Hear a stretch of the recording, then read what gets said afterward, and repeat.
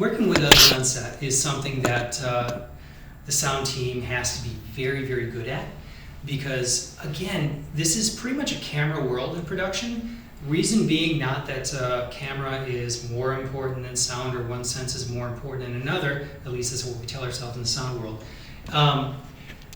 It is because camera can't be done over in post. I mean, some can, but the main shot has to be intact. So we are always kind of playing second banana to their needs. And one of the things that we have to do is we have to always be sure to make ourselves known, make it known that we are recording, and stop recording when it's time to stop recording. There are things called MOS shots. Look, if we don't have to be working, then other people are free to work better.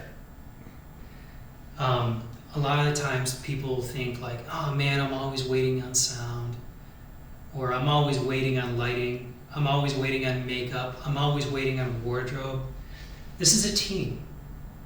So one of the things that we have to do as sound people, because we're responsible for a lot of communication on set, we're responsible for timecode communication to the cameras, we're responsible for timecode communication between our own devices, we're responsible for timecode communication to post-production, we're responsible for several mixes going to IFBs, to camera hops, and then sometimes those IFBs are how people perceive the set that are off the set.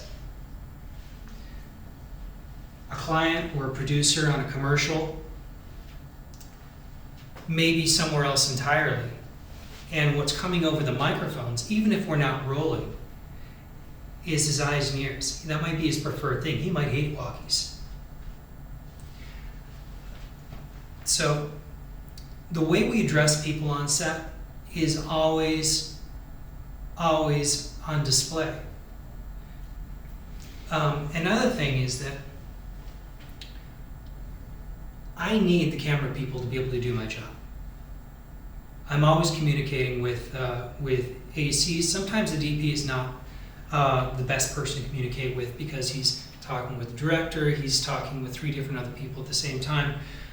But the ACs, generally, they're the ones that are handling the cameras physically, and I can always, go up to them in between shots and communicate what I need to communicate. I can ask, can you read me off the timecode digits right now so that I can make sure that we're still on track with that. I